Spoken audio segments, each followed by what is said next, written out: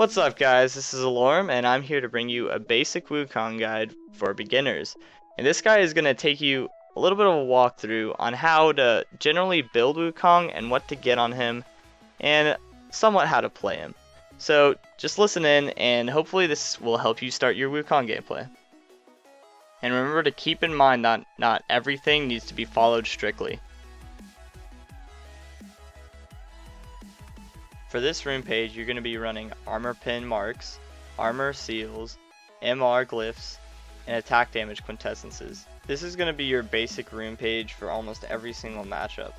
This rune page is pretty standard for 80 top lanes, and some can argue for a 1580 page, but my logic on going the armor pin page is that it's for really early aggression, and the plus 15 page is great for Wukong's ultimate, but you really want to win your lane before 6. And that's the key to Wukong in lane. You want to win before the enemy gets his ultimate, because Wukong's level 6 ultimate is kind of underwhelming compared to others.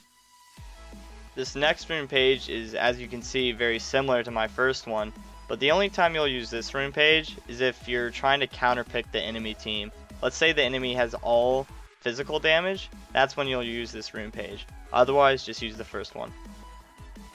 For masteries, this is pretty much the same deal as runes. Your masteries should be offensive, not defensive.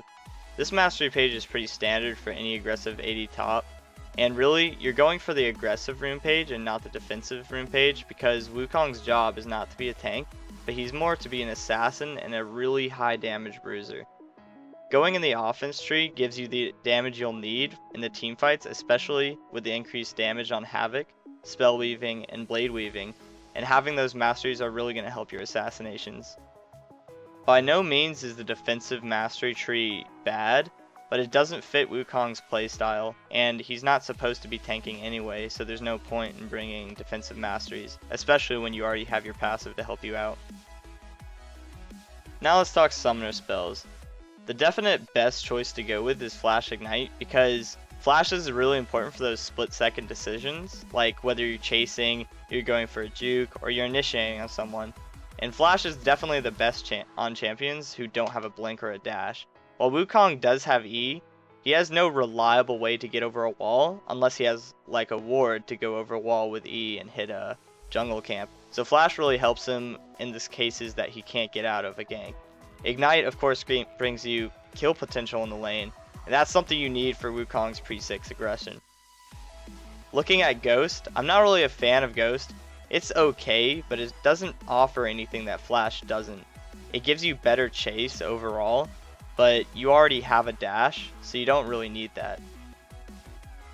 Going into skills, Wukong's passive is more oriented toward his team fight, which is, of course, and it doesn't really offer that much to lane. It maybe helps a little bit, but toward the late game, when it gives you 8 magic resist and armor for each person around you, say there's 5 people around you, that's going to be equivalent to a chain vest and a Negatron, or roughly 1,400 gold, so it's a really good passive in the end. Wukong's Q is a great harassment tool with an awesome debuff.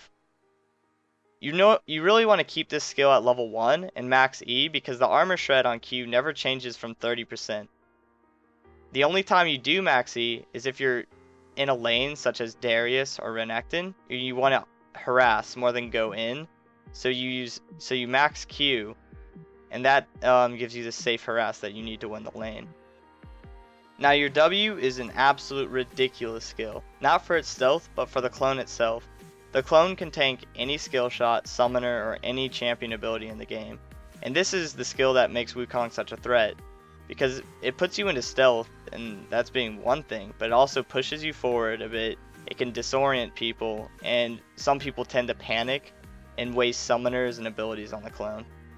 This is part of your primary initiating, because this puts you into stealth, and especially if you have mobility boots, you can go into a team fight, rush toward the 80, carry stealth, EQ ult on the 80 carry, and kill them in one shot. Wukong's E is his primary damage source outside of his ultimate. It's another great ability to add to Wukong because it gives him a low cooldown gap closer with a lot of damage and extra attack speed to win duels. Now let's talk about the god of all scaling in League of Legends. Wukong's ultimate brags of 4.8 AD scaling, and at level 3 hits easily over 2000 damage with items. This skill is incredible because it gives you extra movement speed, as well as a knockup, as well as ridiculous damage. Remember that you can cancel your ultimate when you need to, because sometimes it's actually better to stop your ultimate so you can use Q, W, or E. This is especially true at level 1, when its base damage is only 20, plus AD scaling. However, at levels 2 and 3, your ultimate gets an extreme power boost, and lets you really win those team fights. So it's important before a team fight starts, that you try to get to level 11 or 16 before any of them start, so you can add that big power spike to your team. A good question that a lot of people ask is, what do you start first on Wukong? Well, you start Q first on most lanes, especially melee lanes, because that lets you win trades easier because it's an auto attack reset, and it's ranged, and it's easy to harass with. It's just overall safer. The only time you get W first is if you're getting invaded on and you need to get W quick so you can escape from any kind of blitzcrank grabs or CC that the enemy's going to put on you. Or if you're against an Aatrox lane who's trying to cheese you at level 2.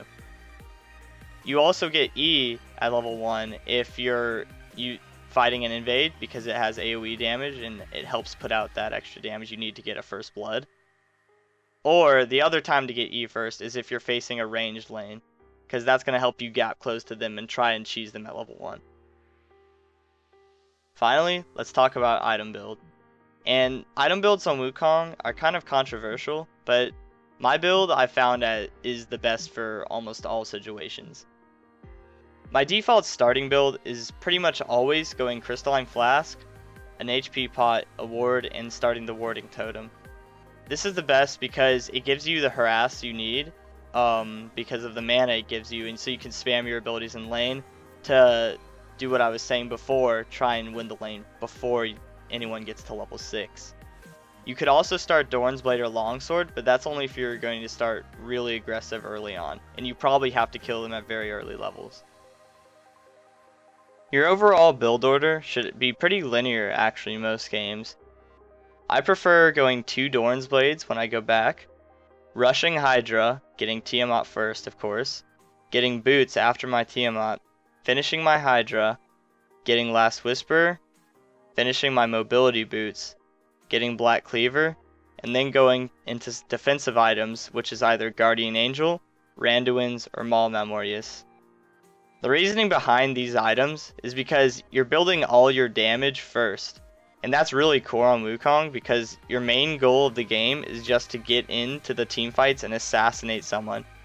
Don't worry about dying in the teamfights because your primary goal is to put out as much damage as possible. And if you did that, then you're doing your job. A lot of people say that when you're losing your lane, you should be building tank, and that's going to help your team out more.